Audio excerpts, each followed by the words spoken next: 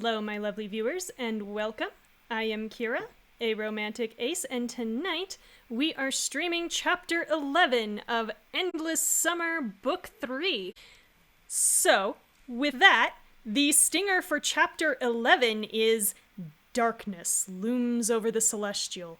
Rourke has activated the diabolical Project Janus. The battle for La Huerta begins. Just La Huerta, or are we talking the whole world? Let's find out!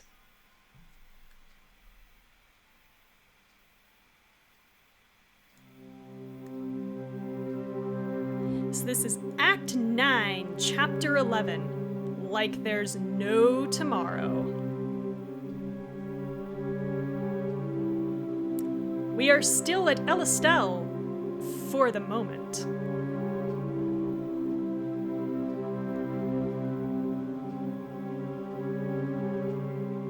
You follow Alistair's pointed finger to the dark vortex above the Celestial. He's activated Project Janus, despite everything we've done. Well, he's got a big giant chunk of time crystal, Alistair. What did you expect him to do, sit on it? Oh, but I thought Rourke was still missing part of the island's heart.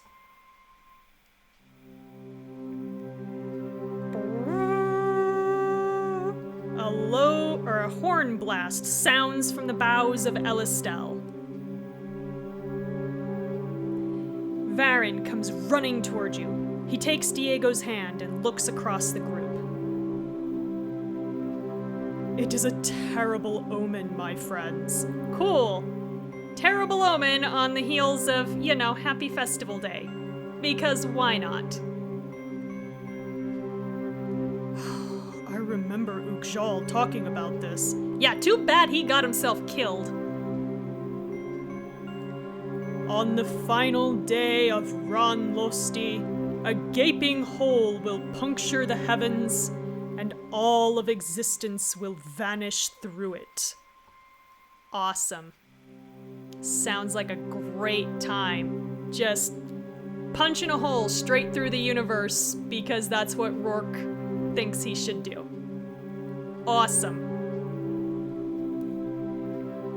More or less accurate, I'm afraid. He's created a time rift large enough to permanently destabilize reality. Syraxa arrives at Varen's side. I've called for every warrior in Elistelle to assemble. Our forces will be ready within the hour. Cue Alistair with "It's too late!" Whoever goes to face Rourke may not come back. Yeah, well, permanently destabilizing space-time, sounds like a worse fate. No Vanti will cower while Ran Losti looms before us. We will fight to the end! Alright, everyone's going into this very, very bright, except for Alistair, who, true to form, is like, we're done for. Syraxa leads everyone toward the Valley of Tombs. Dozens of warriors are gathering in the secluded canyon. As Varen ascends onto a stone platform, an attendant sounds a giant horn. All at once, the warriors fall silent, watching their king. My fellow warriors of Elistelle, our time has come! The Hydra has called forth destruction upon us, and he would hide in his palace while Ran Losti consumes all. As villains do. The Catalysts know how to stop this. Whoa, wait, what, we do? I don't recall saying we knew how to stop this. I recall saying we were going to try. I do not recall us making any promises about how we were gonna do this. Oh dear. We must protect them as they carry out their sacred duty. If we fail, all we hold dear will cease to be. Oh boy. My anxiety is going just thinking about it. So I ask you, would you tremble in the face of the end? Or like true Vanti, would you fight or would you rise above and fight? He's given it his all here. I appreciate this. This is good. Fight! We will fight!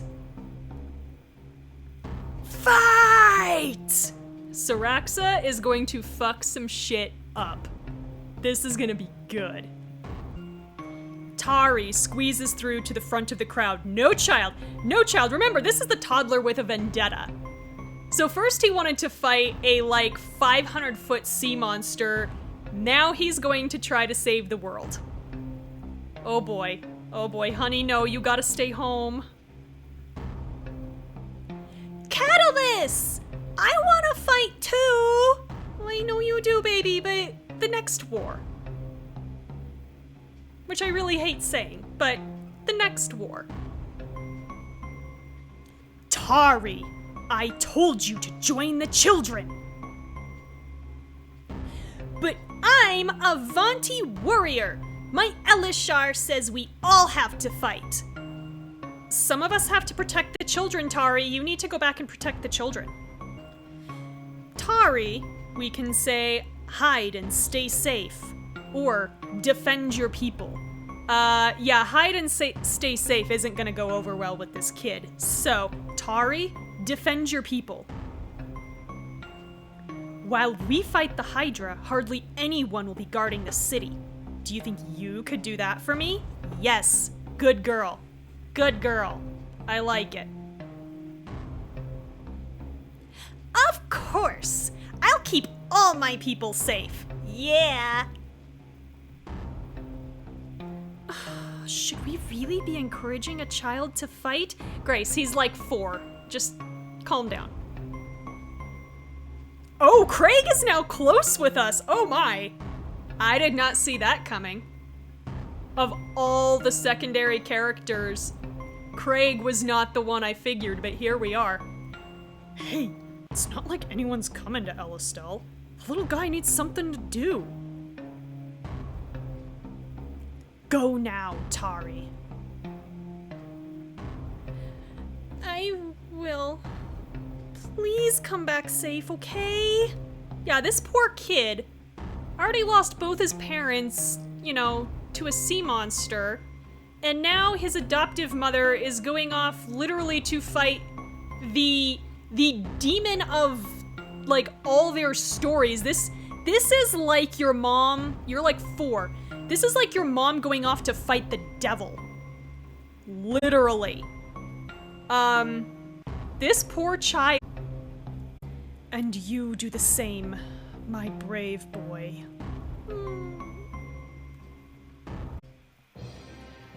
Dusk settles as you finally reach the Celestial.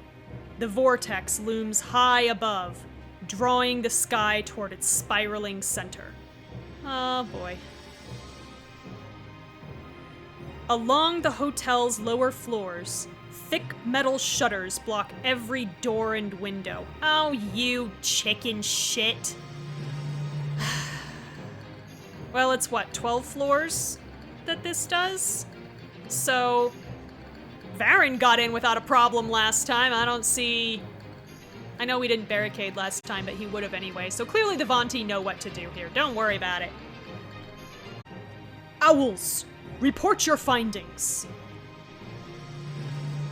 The perimeter is guarded by less than 10 men of the Spider, but we have no idea what awaits us inside. Yeah, that's pretty much it. That's all he's got. Don't worry about it. Only one way to find out. You step out of the foliage toward the Celestial when Kelle yanks you back. Oh, Kelle, are you? I'm ready. I'm ready. Hey! What are you? Shh. You feel that? Yeah, I think somebody's being genre savvy. Take another drink.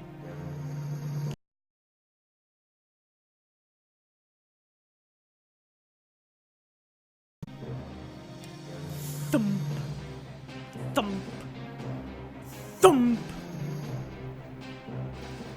Gargantuan footsteps sound in the darkness, followed by snapping branches.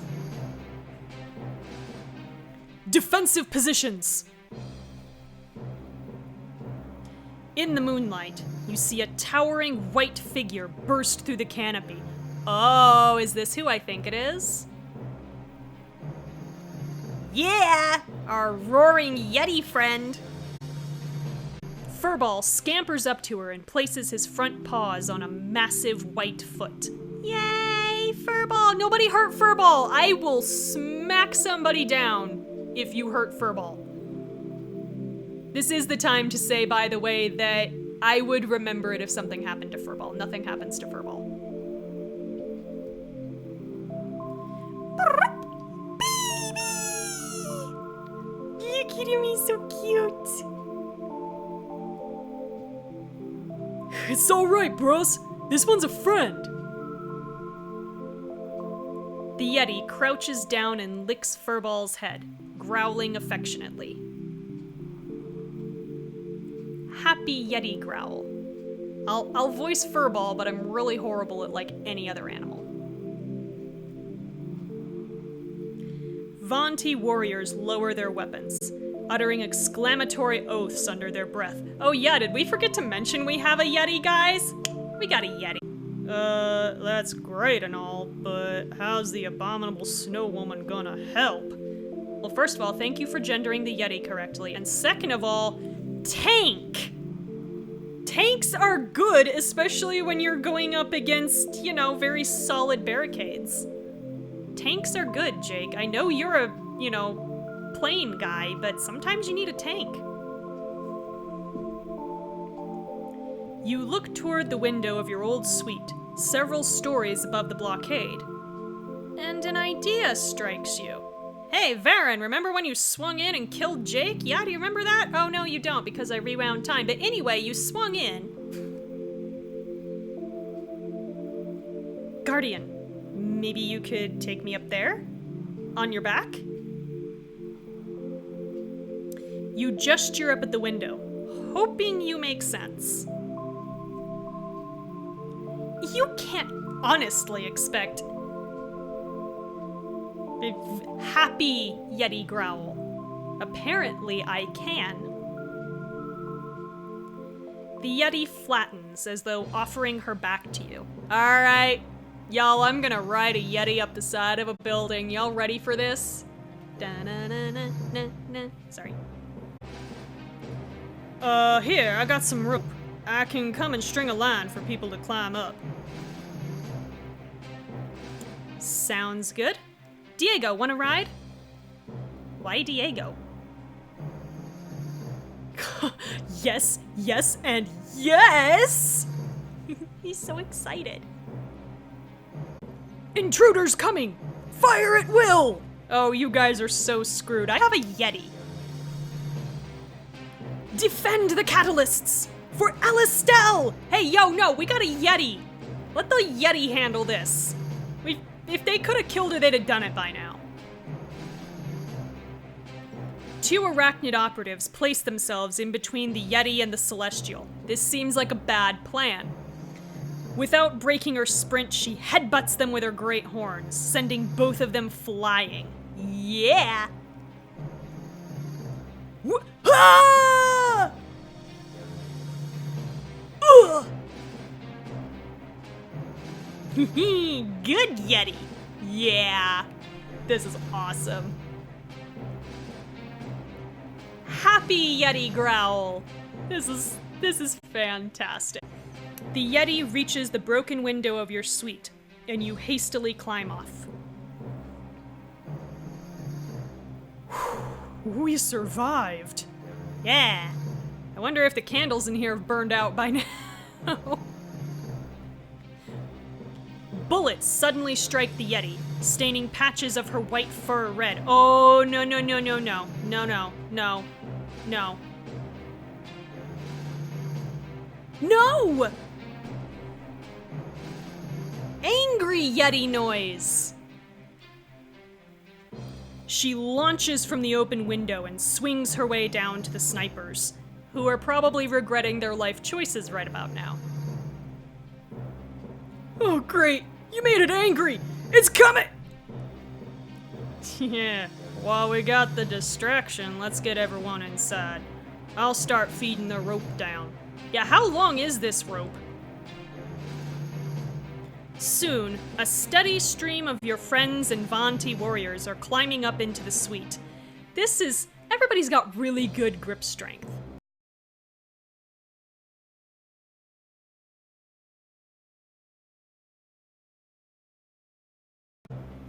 As you get your bearings in your suite, you hear a gasp from Diego.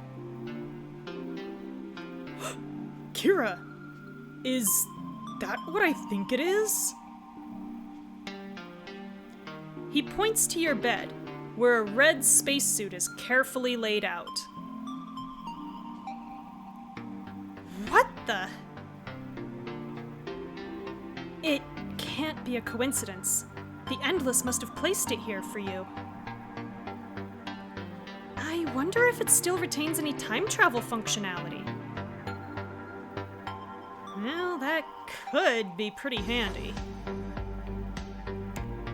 Wear the Endless's suit to foresee life-threatening choices during the battle ahead. Oh boy. Alright, the Endless's suit, no inevitability, allows you to avoid fateful decisions. So that's what it actually looks like. Almost the full suit. We can't see the boots, but we can see the rest of the suit. At least this one still has the right-hand glove. I'm trying to remember. Oh, what the hell. We'll see what this does. We'll buy it. Thank you, Endless. I won't waste your gift. We'll take all the help we can get, including magical time pajamas. Hey! Why is everything underwear to you? I know why, but why? Elishar, all paths to the roof are blocked or destroyed. Well, that's rude. There remains but one staircase, but it lies behind a barricade in a chamber like a great cavern. Oh boy. The atrium. We were discovered scouting the passages that bypass the barricade. There will likely be traps along that path now. Well, it's a good thing I have a time travel suit. But approaching the barricade directly will mean an all-out assault. Yeah, and? Either path will be difficult for us. Kira, what do you suggest? I am not the tactician here. Stop asking me. Why are you asking me? So we can climb the barricade or take the back passages. Let's take the back passages. Avoiding a direct confrontation with arachnids sounds better to me. Yeah, well, if the plot demands it, we're gonna have one anyway, so it doesn't matter. So we're just gonna traipse through their frag mines? No, we are going to avoid setting off the frag mines, Zara. Good grief, we're not that bad. We may be able to avoid detection if we're careful, and we'll certainly need every advantage we can get against the Omega Mech. I really hate that I'm continuing to rack up points with Alistair. I didn't ask for this. I didn't ask for his friendship. This is a very one-sided friendship, by the way, because I do not like him. I'm just saying. The matter is settled. While you journey through the passages, we will draw their attention to the barricade. Oh boy. You make your way to the 8th floor and find yourselves in the cowboy-themed bar. Ah, Jake, doesn't this bring back memories? Despite the lively decor, all is eerily quiet and still. Are we gonna do shots before we do this? Because I feel like we need to be doing shots right about now.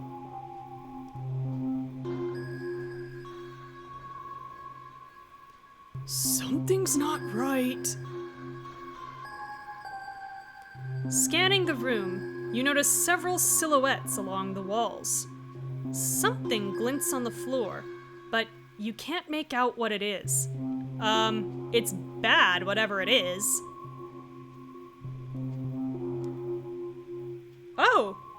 Oh, this is what it does. It literally just narrows down my choices. Okay, so move along the walls is evidently the correct answer. Run to the other side would get us killed, and throw something at the glint would get us killed. So, move along the walls. You press yourself against the wall, only to find your reflection pressing back. Yikes. Mirrored walls. How very louche. You know what? Take a drink. Everyone gradually stalks around the room to the exit on the other side. Several moments later, you find yourself in the library. As the last of your group enters, the doors close with a distinct click. Oh boy. Apparently we're not going back that way. Well, not if it's locked, but doors usually lock from the inside, so I feel like we're fine. Calm down. A Avanti scout hurries toward the staircase at the opposite end of the room. Come! The cavernous chamber lies ahead. This is so dramatic. As your group follows her up the steps, Raj loses his footing. A pressure plate is depressed beneath him. God damn it, Raj. God damn it, boy. Ugh. Beep. Beep. Beep. Fuck. Craig freezes. Something is attached to the door at the top of the steps. Oh, good, C4. Awesome. We shall examine the explosives. What? But Rourke wouldn't dare blow up his collection of books and artifacts. You were forgetting he can control time. He'll just get them back. That ain't Rourke's. Look sharp, Odd Squad. We got 30 seconds to not die. Yeah, that's enough C4 to blow this entire room, so we are fucked. Somebody please fix this. Wait! There's a failsafe! Zara sprints over to a keypad hooked to the pack on the door. She pulls a sticky note from the device. Idiots left a password hint.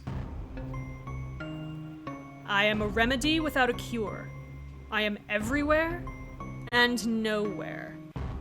The answer is, the suit again tells us that life will get us killed and immortality will get us killed, which is ironic when you think about it. The answer is death. Zara enters the single word into the keypad. Alright, is this uppercase, lowercase, mix? Oh, we could be so screwed. The LED readout blinks. At 9 seconds. Whoo. Yeah. It's fine, it's cool, we're fine. There's a collective sigh of relief as the clock freezes and the beeping stops. Whew. Thank goodness that's over.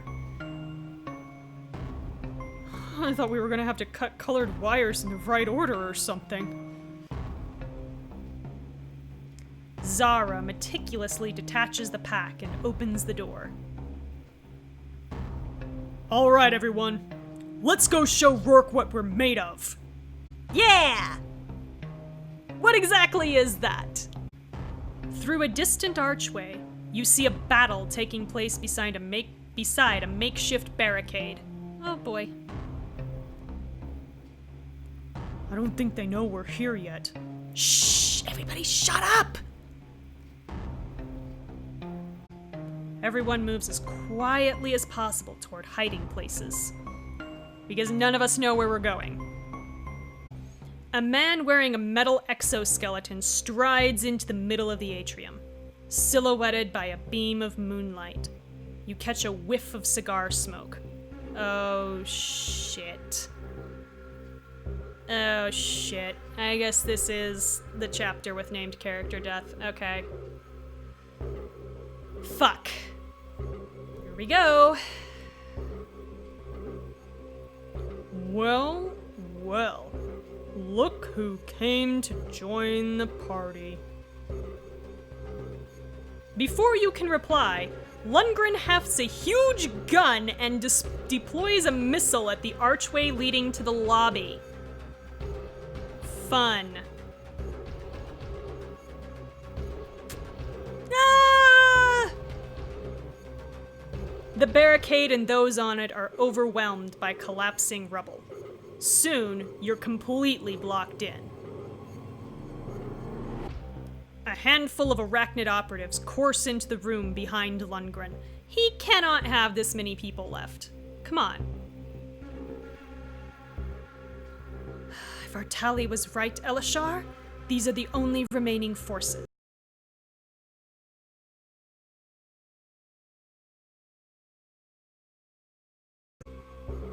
Hear that, Lundgren? You're out of backup. Lower your weapons. This isn't a fight you're going to win. Sean is saying that with a lot of certainty for standing in front of a guy wearing a Gundam. I'm just saying. You just keep telling yourself that. He throws down the missile launcher. For some ridiculous reason, you have a missile launcher. You end the threat right there. He throws down the missile launcher and picks up a machine gun. Soldiers move to flank your group.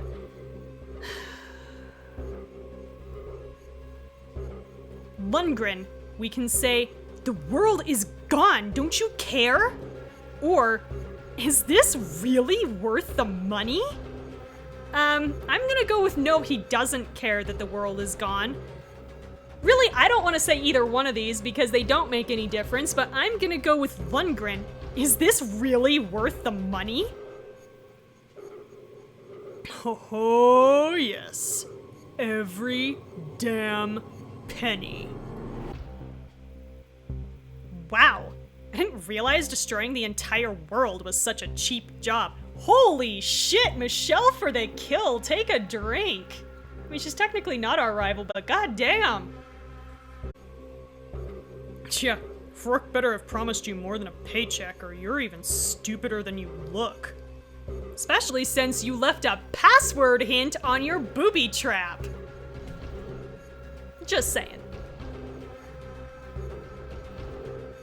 The arachnid soldiers close in as Lundgren takes slow, intimidating steps in the exosuit. Too bad all of you won't be around when I kill Rourke and take his power for myself. Oh, it's really cute that you think he doesn't see that coming.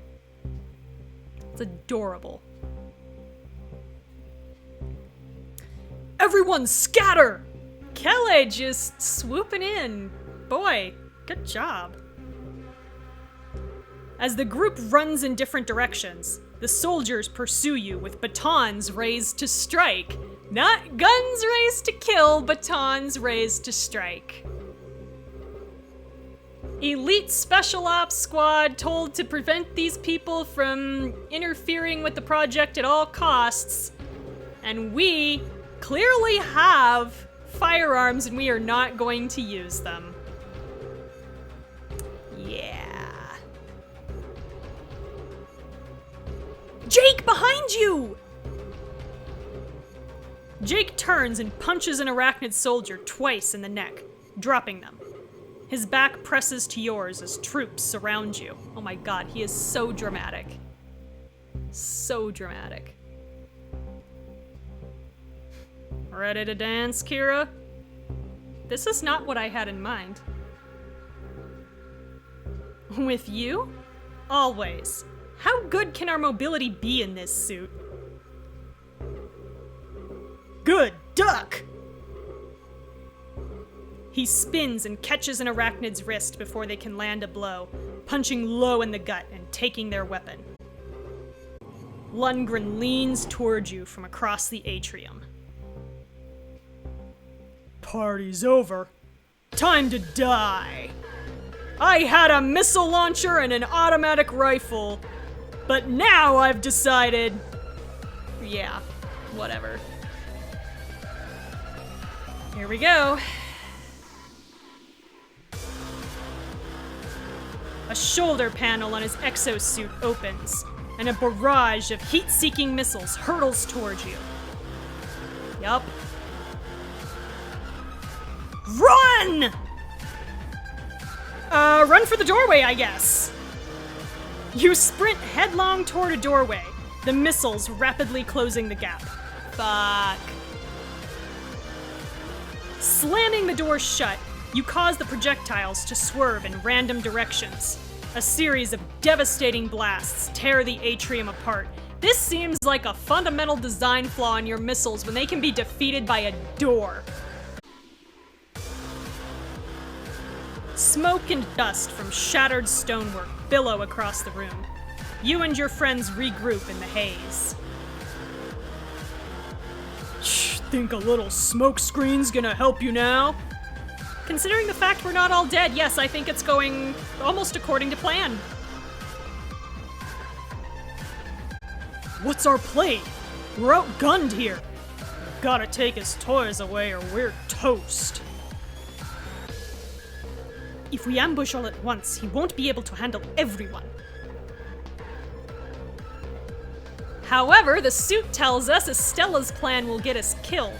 So, take his weapons away. We won't win while he has the firepower. Let's take his guns away. Lundgren lumbers toward the opening in the wall, readying a laser cannon. Now! Suddenly, your friends stream through the dust cloud and begin grabbing at Lundgren's exoskeleton. So we're basically just gonna overwhelm him anyway, okay. Together, Craig and Zara tear free the cannon. You're gonna regret that. I have a feeling I very much won't. Somebody get Craig a pipe. Lundgren's steel-clad arms swing wide, throwing everyone backward onto the rubble. He aims his last missile at you, someone wearing a time travel suit because he thinks this is a good idea. No! Jake, you sit still. Ah! Jake runs forward, leaping for Lundgren's arm. His momentum forces the missile launcher upward at the last moment. The missile streaks toward the ceiling and explodes, sending chunks of concrete down into the room. The air becomes a thick haze of dust as the rubble covers Lundgren. Alright, cool. Everyone struggles to find one another in the thick smoke. Okay. Oh look, there's a chair on fire down here that I haven't noticed this entire time. Nice.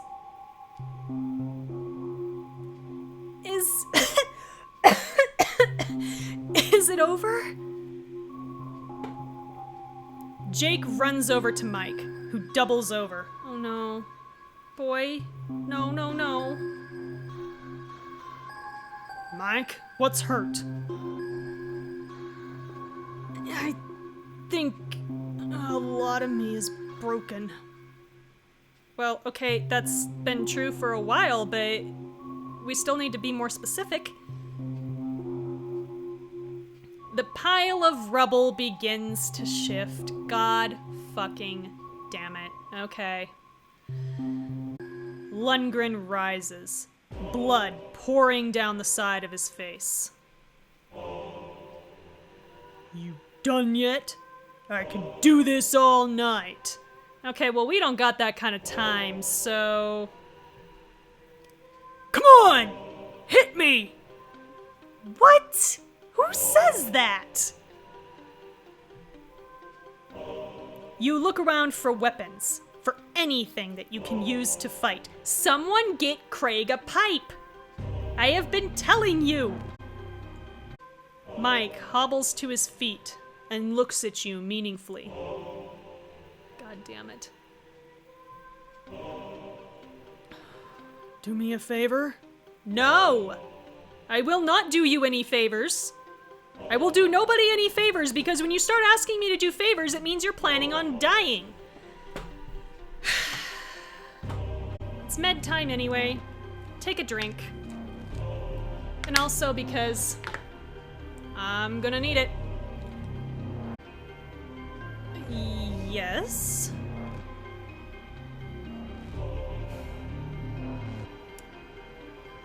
Take care of Grandpa for me.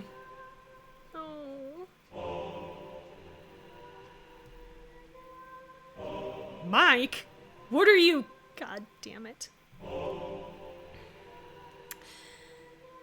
Mike reaches into the tank of his jetpack and douses himself with fuel.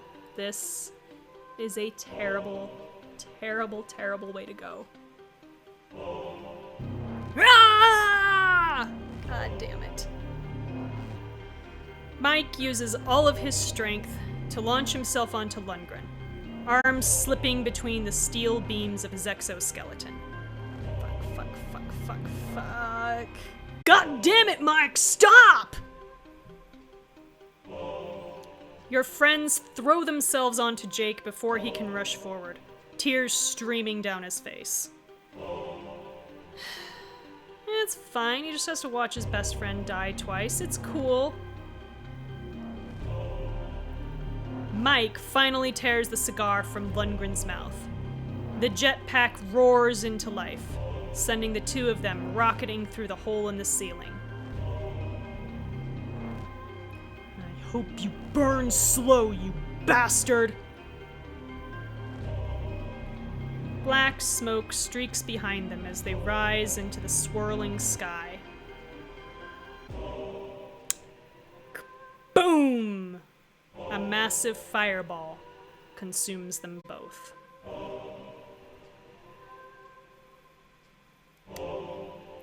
You and the others hold on to Jake. Let me go! Let me go right now, God damn it! I need to... No, you don't. You don't need to see that. No, you don't. You absolutely don't. Jake, he's... Don't say it! None of you say it, or I swear!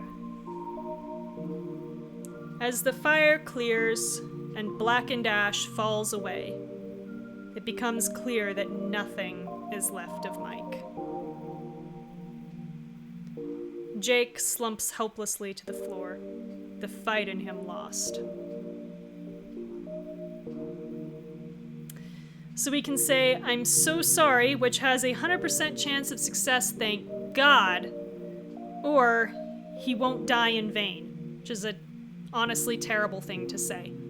This dude has literally watched his best friend blow up twice, not just die, but sacrifice himself, leave him behind, and die.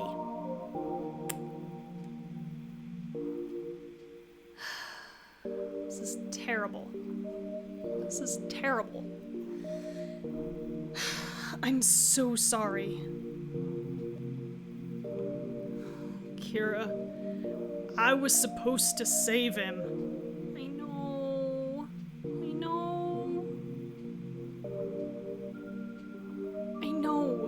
And you did. And he saved us. You wrap your arms around Jake. His chest heaves helplessly in the throes of his grief. We've got to go deal with Rourke now, okay? Jake's sobs resolve into a final, shuddering gasp. You separate, and he nods at you, face glistening with tears. I'm so sorry, babe. Sorry.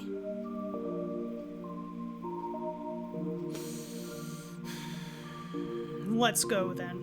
Yeah, it's gonna be tag team him and Estella just throttling the life out of Rourke, is what this is gonna be. He strides toward the staircase on the opposite side of the atrium, everyone following behind him. Howling winds tear at your hair and clothes as you emerge onto the rooftop. The vortex has overtaken the entire sky. Stars and clouds spin helplessly toward its baleful eye, swallowed into oblivion forever. I refuse to add that other word. It does nothing. Nearby, the pillar of crystal from Mount Atropo is shining brightly in the Omega Mech's grasp. No pressure. But I think this is the end of the world, guys. Yep, it definitely is that. Take a drink. What should we do? You notice Rourke standing off to the side. Cool.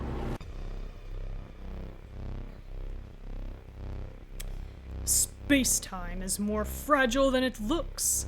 Create a large enough hole, and the whole thing comes crashing down.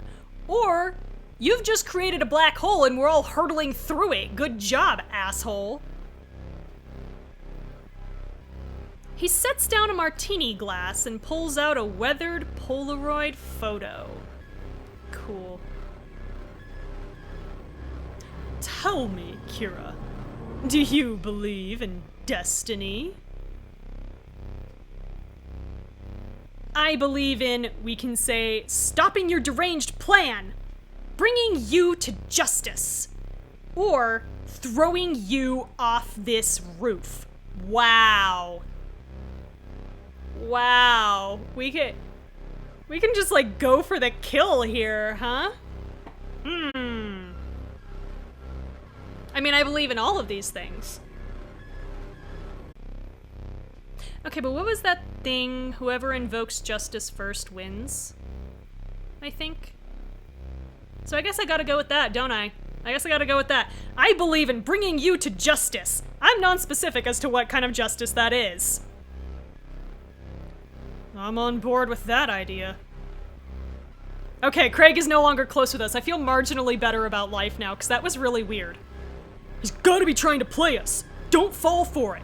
Craig, with the surprising genre-savvy moment, take another drink.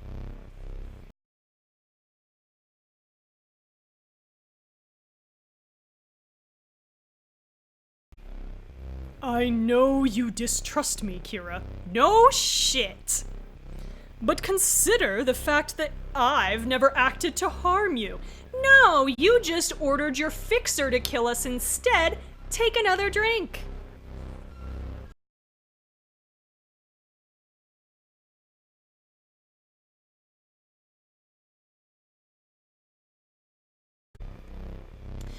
All along, I've merely tried to help you learn about the how to wield the power you're about to hold. I don't want your fucking power. Go away. Go away. Go away! I've had a not inconsiderable amount of bourbon at this point. And I may need more. Estella's fists tremor with rage. She's just going to kill him, like, with her eyes. Just laser beam straight on through. Bless her. Just give me the word, Kira, and he will never see the light of another day, I guarantee you that. Iris. Directive 8091, if you please. Oh, I see, it's Directive 1908, but it's backwards. Ah ha ha, so cute. Ah. Iris's hologram flickers into being above the mech.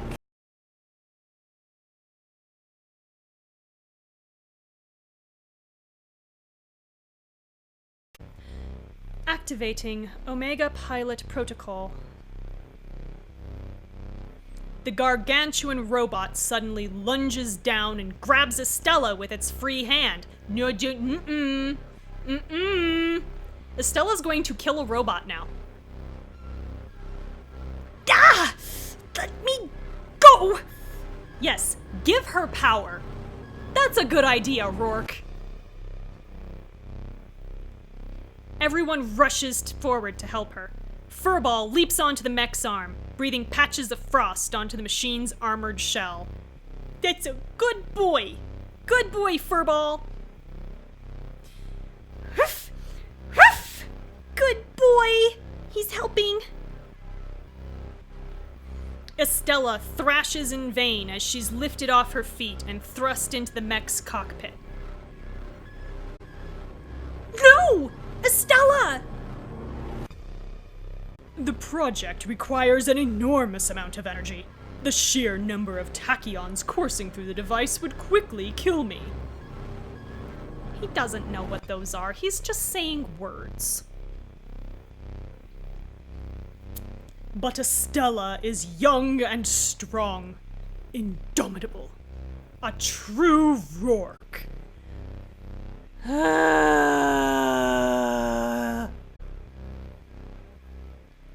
What? Okay, Estella, time for an emotional crisis. Estella's hands press against the enclosing glass. She stares down at Rourke in disbelief. Remember how he was writing off Alistair like, you're not worthy because you're not loyal to me, and now he's gonna, like, choose Estella as more worthy, but as a sacrifice? That actually doesn't make sense. Wouldn't you want to keep the more worthy heir alive? Except for the pure and simple fact that he knows Estella wants to kill him, I suppose. But he goes on and on about, like, strong, worthy heir. Even to Iris, I can see doing it to Alistair to get inside his head, but even to Iris, he goes on and on about how, you know, Estella is this strong, worthy heir. And yeah, this is weird.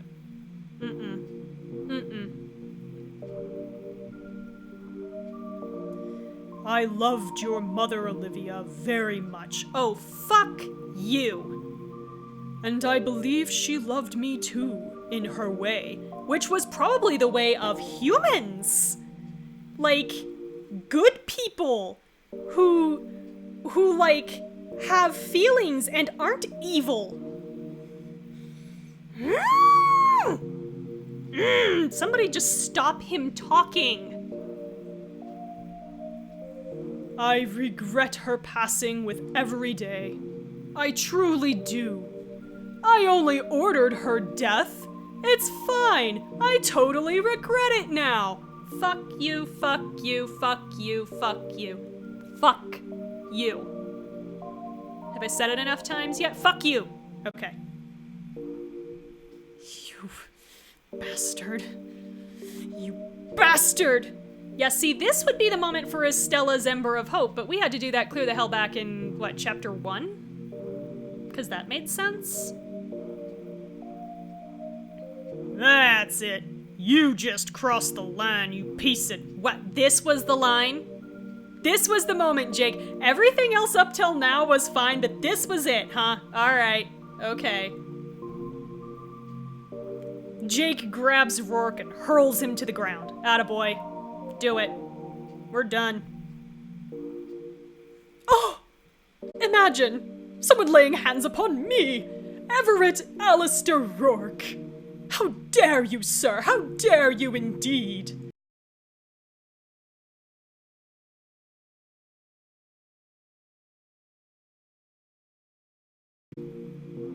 Sean and Kelly grab Rourke's arms and drag him back to his feet. Oh, I thought they were gonna hold him down while Jake beat the shit out of him.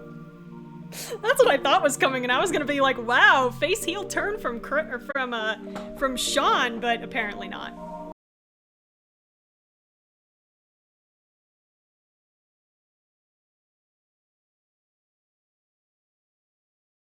You walk over and glare into his face. Can I smack him? I want to smack him. Rourke, we can say, stop that protocol. Or, release her! I mean, I feel like we're slightly more motivated by our friends, and also releasing her should stop the protocol, yes? So, Rourke, release her! Impossible. Directive 8091 has superiority over all other processes. Oh, Jesus. The mech hefts the crystal pillar and points the palm of its other hand toward it. A beam of blue energy surges forth, slamming into the side of the pillar. I'm confused about why Estella needs to be in the cockpit for this, but whatever. The rooftop heaves beneath you. The vortex begins to expand toward the surrounding landscape. It's coming, guys! We need to access the Omega Mech's operating system. It's the only way! Alright, like Alistair said, with a devastating bit of genre savvy over here, Control-Alt-Delete this sucker. Take a drink.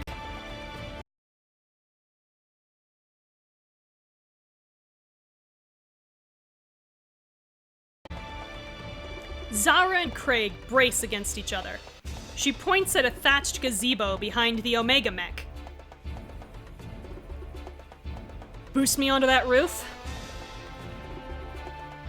On it! Oh my god, they're having a battle couple moment. I love it!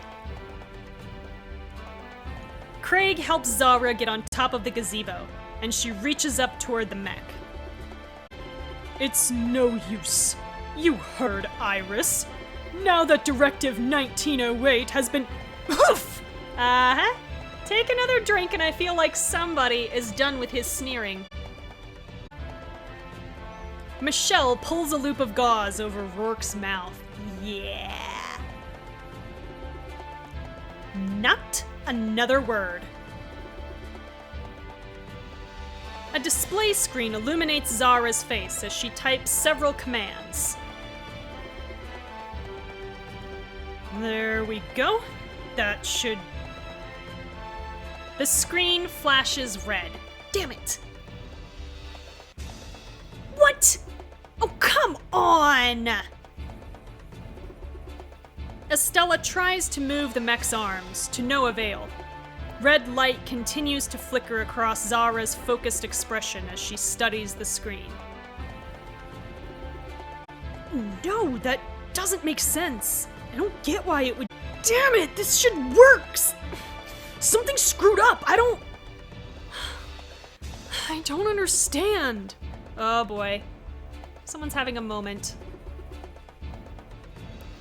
Zara shakes her head in frustration. Her eyes fill with tears. She steps back from the panel and kicks it as hard as she can. You know what? You'd be surprised how often percussive maintenance actually works. A flare of blue-green light erupts from the pillar and drifts towards Zara, becoming Vanu's spirit. This is its surprised face. Zara stares at it, enraged. The hell you looking at?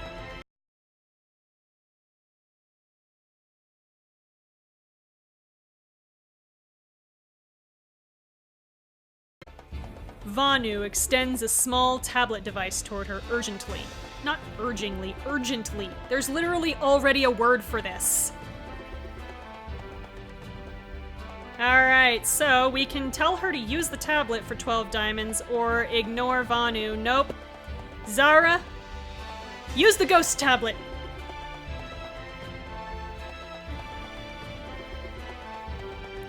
Zara, please! You've gotta take it! My old Kali tablet? She grabs the device. Because we have time for this right now. You're in an industrial-looking concert venue packed with patrons. Grinding guitars blare from the speakers as Zara takes the stage. Wow, Zara without an undercut. That's interesting. How are we doing tonight, Hartfeld? People in the crowd begin screaming at the top of their lungs. Haha, that's how I feel. Ha! This one's for somebody special. You know who you are. Craig is seated at a bar in the back. He turns toward the stage. Yeah, okay. 1, 2, 3, 4. Why is Craig in the POV spot and Zara isn't? This is weird. Sorry. The band kicks into a fast-paced groove. Zara nods along with the beat. A little while later, she makes her way over to Craig. Gotta say, I'm not used to you shouting about your love life in front of everybody like that. Okay, first, it's called singing, loser boy. And second, I don't know, I just think it's time to let the secret out. Oh? What secret would that be? That I snagged the perfect guy. Yeah, so, he's waiting for me backstage. Gotta get going if you don't mind. Craig grins and grabs Zara as she pretends to leave. Yeah, nice try, player one. Pretty dope song, actually. I didn't sing all its verses. That's for your private concert later. Wow! So wait, that wasn't past? Okay. Oh wait, no, duh. These aren't Catalyst Idol scenes, these are Ember scenes. Ah! Okay, whatever. Blinding light brings you and Zara back to reality. I think I needed that. Yeah, that would be why he showed up.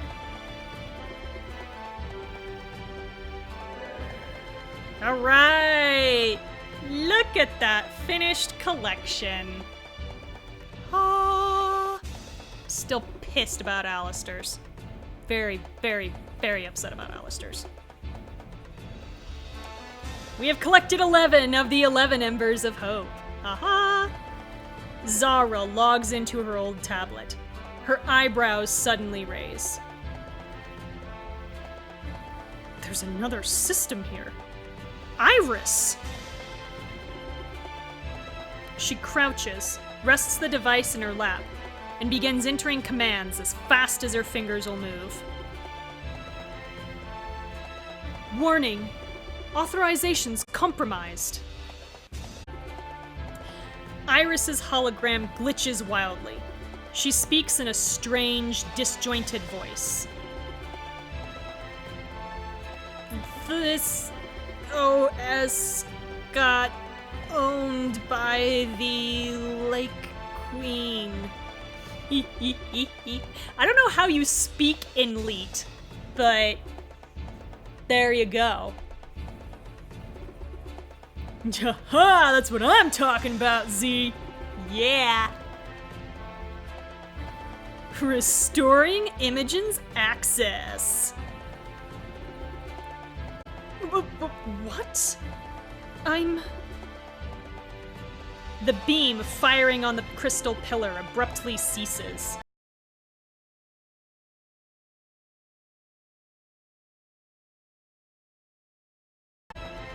Everyone looks skyward. The vortex appears to stop expanding. I think we're all right. I can't see the lower floors of the hotel, though. Okay, is that because you're, like, snowblind, or is it because they're actually not there? Iris, can you let Estella out of the cockpit? Rourke finally gnashes through his gag. That is some determination. That's not easy.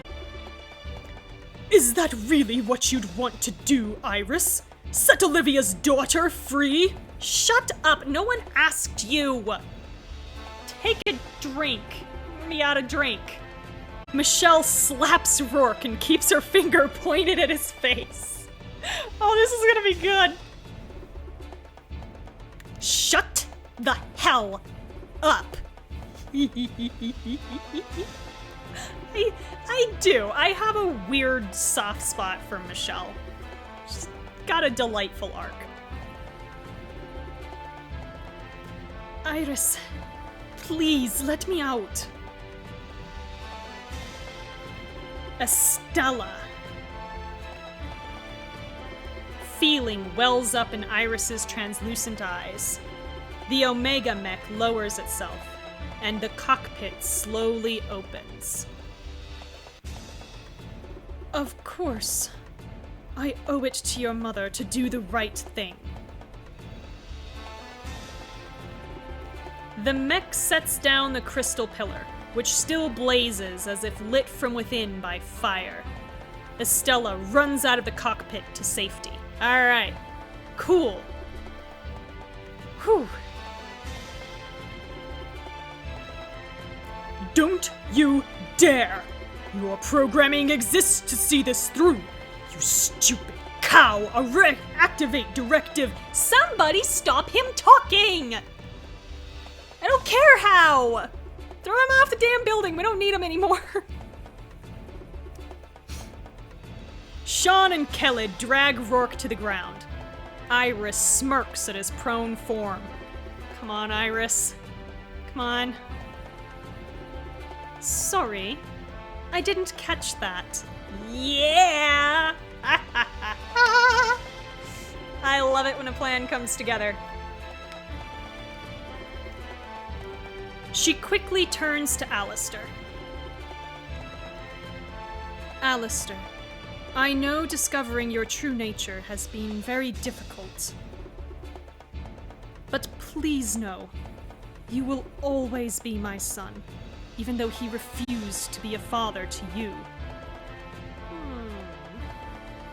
Sweet. You approach the glowing mass of crystal resolutely. I might be able to fix this. Taking a deep breath to steady yourself, you reach out with both hands to the shimmering surface.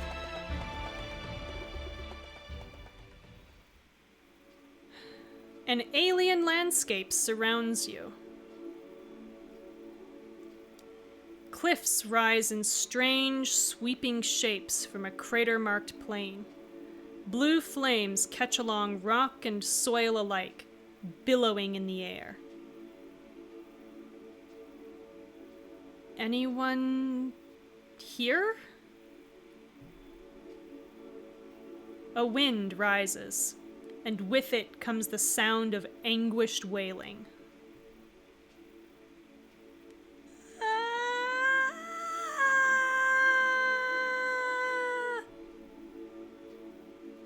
You follow the sound to a series of crystal prisms jutting from the ground. They emit colorful flashes in your direction. Oh, wow, okay. Huh? I think you're trying to speak to me, but I don't understand. I don't speak crystal. One of the prisms ignites with blue fire and violently shatters apart. Oh, I think we made it angry. The voice becomes louder, seeming to cry out to you for help. What should I do? All right, our achievement! We found all the Embers of Hope in Book 3. Tentatively, you reach out to the remaining prisms. Which crystal do you touch? The first, the second, the third, the fourth, or the fifth? The minor fall, the major lift. Sorry. I don't know. Do we do all of them? I guess I'll start at the top. The first one? The prism returns you to images and sounds you'd previously experienced.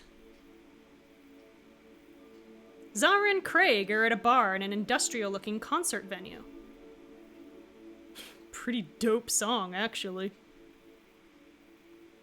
I didn't sing all of its verses. That's for your private concert later. Okay, it's acting like that's important. So now we'll touch the second one. Jake and Mike are seated behind a stand in a military courtroom, is what they mean. A judge snaps his gavel down, having just announced a verdict. Your Honor, I served my country for 41 years. This is the thanks I get. When you commit treason, yes. I made these boys who they are. Shut the fuck up. Also, please remember who else is here in this scene.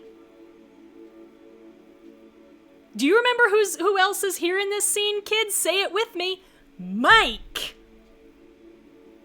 So guess who's... And Lundgren, obviously. So guess whose Ember of Hope can no longer come true? It's Jake's.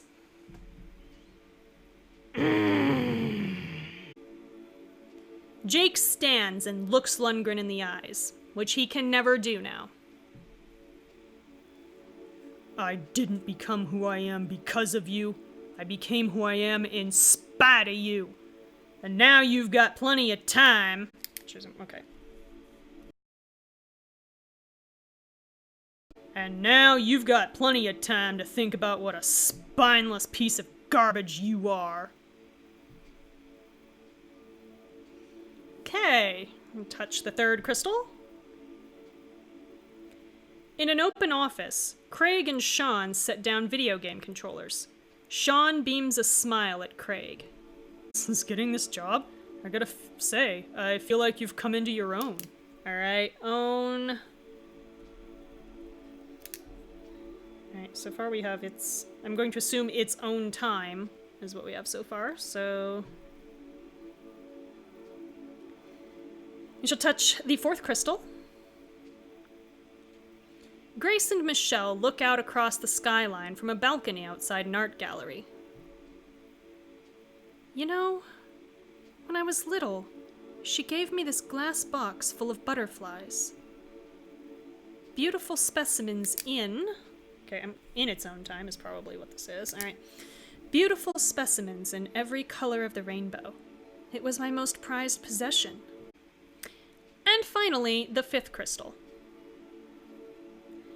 Fuck, really? I don't want to see this one again! Alistair brushes a tear from his cheek and looks down at his son thoughtfully. Everything, alright. Yep, okay, I know what we're doing now. Everything I needed from my parents. All the love I didn't have the opportunity to experience. I'm going to make sure you have, if you want it. From their blackened, half-shattered stumps, the other crystals flash colored light toward you. Just all the whole light show here. Then they darken completely, leaving only you, Vanu, and the spreading inferno.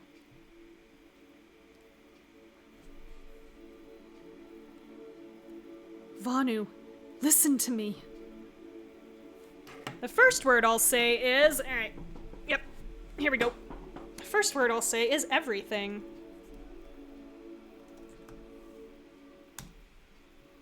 The second word I'll say is in. The third word is its own and time. Everything in its own time.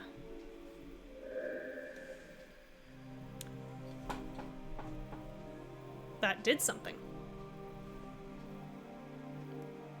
Everything in its own time. They are only words, and yet my entire perspective has been altered. I'd somehow forgotten the patient, inevitable nature of the universe. So what are you, or where are we? What are you? Perhaps it will be easier for you to understand me this way. My kind is unlike anything you can readily remember. Oh, it's very bright now. This is its happy face. Vanu's spirit surveys the rocky plain around you, littered with crystalline fragments.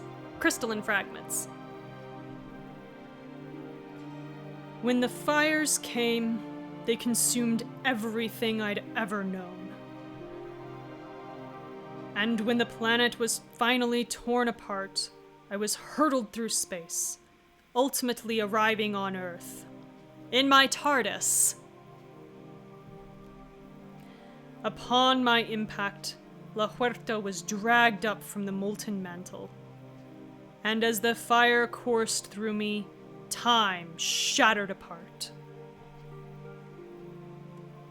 Those crystals, they wanted to help you. Though we reside light years from Earth, we're more similar to humans than you'd expect. We're just rocks. It's cool. Let me show you.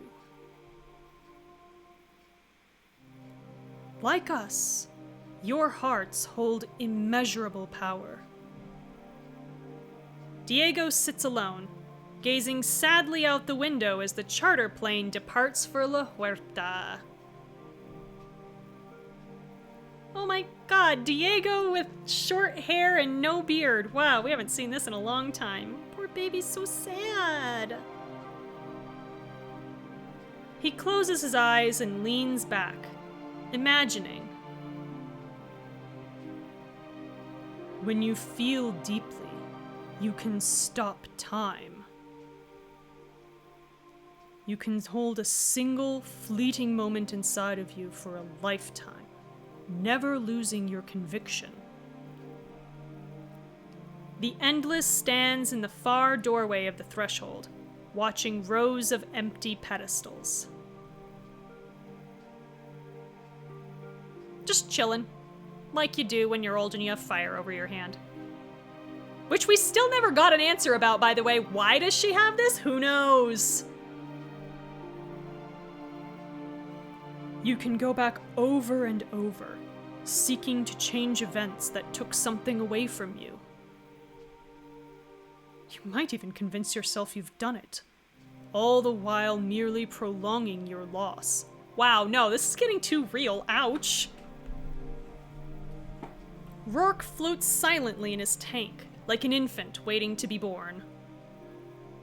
Okay. We're similar enough that I was able to bring a human into existence from a fragment of myself. Oh, yeah? And you are everything I'd hoped, Kira. And here's the second thing they pulled out of their ass. We're not even real! We're a crystal's figment of its imagination! Yeah! Fantastic! We're not a person! Doesn't that make so much sense? We're Diego's imaginary friend that he willed into existence, I guess, and for some reason, everyone on the plane had us in their memory and didn't question it, and Rourke knew our year of birth, which was sometime in the 1990s. What, 96 probably? I think they did try to make everybody 21. So, yeah! This makes so much sense! A chill rises through you, rooting you in place. You're saying I'm the missing piece. But my energy was merely the seed. The need in your friends made it grow, and the love they began to feel for you made it flourish. You're the person they needed in order to move forward with their lives. Cool, one of them literally doesn't have a future now, but thank you. So this is why I can't remember anything? And why I keep jumping back in time? Unknowingly, you may have created false memories to fill a void. Here's where we start patching up all the plot holes that we didn't think about when we decided this. This smells strongly Like, this was not the plan from book 1. This smells like this maybe started being a thing in book 2. Because there is, like, that one thing in book 2 where we're like, oh yeah, I missed that, with the, gaming system. That's like our only other hint before we get to book 3, and suddenly it's like, our memories are dissolving, ah! Like, which to me seems perfectly valid because I'm somebody who didn't grow up with video games, and so yeah, you could be like, oh, this, like, awesome controller that everybody knows. I don't fucking know what that is. I know some of the major ones. But if you asked me to pick out what was different about each one or name any of the games or anything like that, not with any degree of accuracy. Like, they pulled this one out of their ass, and I don't like it. It doesn't make sense. If our friends literally created us, like, with the power of their minds or whatever, alright, everybody willed us into existence somehow, and that's why everyone can remember us. Cool. Lila needed us? Really? Like, everybody on this plane imagined the same person? Or this crystal, like, assembled everybody's needs into one person and then, like, wiped all their memories so that we were there the whole time. And yeah, Rourke knew our birth year. So if our friends willed us into existence on our way to the island, our birth year should have been 2017, but it wasn't. It was 1996 or something. Very distinctly not 2017. So how does that work? How does Rourke know our birth year as being not 2017, but we didn't exist until June, 5th, 2017? Like, what? No. It's sloppy. And it renders everything moot. It's ridiculous. Okay. Think back. What's the earliest experience you remember vividly? Sitting next to Diego on the plane? That was the very moment you came into being. This is bullshit! But why? To give us all hope. It gets worse! I know it must be hard, but please try to understand, Kira. Your friends need you now more than ever. At least Alistair has a birthday and a lifetime. We have a month of existence. So we can say, how do I stop the vortex? I don't think we want that answer. Or, are you broken because of me? I don't think we want that answer either.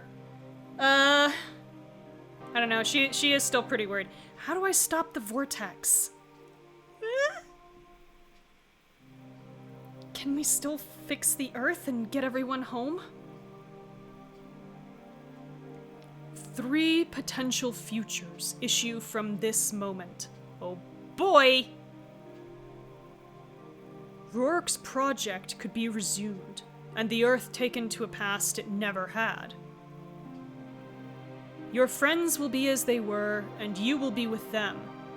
But nothing from La Huerta will remain. Alright, that's ending number 1. Rourke wins. What's the second option? You have the power to reverse the vortex and preserve La Huerta forever as the Endless had hoped. The island will remain as it was, never again to be threatened by Rourke's machinations. You and your friends will be safe, forever. I see. And the third? This one makes it happy, apparently. In the third eventuality, you return your energy to me, allowing me to finally depart from Earth. Cool, so we just get assimilated. Awesome. Our consciousnesses will merge and all timelines become one. Wait, no, that sounds terrible! That sounds all timelines become one?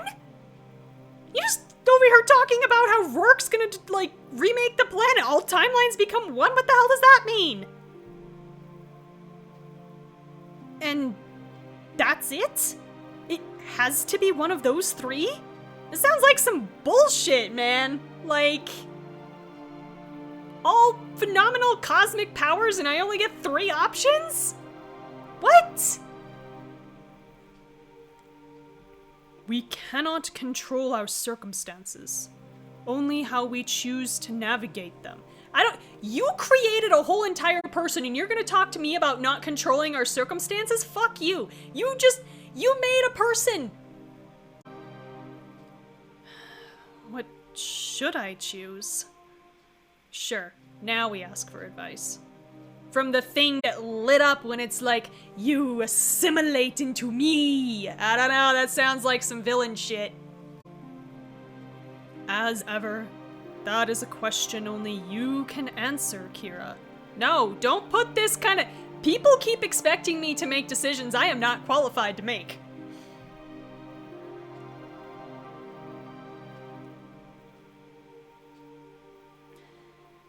But that is chapter 11 complete with the Ember of Hope.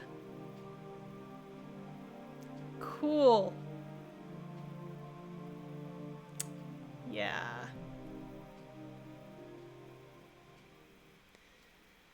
So we can restart chapter 11 or continue on. So next week is the finale of the entire series, where we will have to choose from one of those 3 endings. So we'll see which one I end up going with when it comes down to it. Bring your tissues, because the other scene that I thought was in this chapter is not. It must be in the next chapter, and that one probably will destroy me. I did good tonight. I'm proud of myself. There will be a lot more bourbon. It'll be a good time. So enjoy whatever it is you do between now and next Friday. Catch you later.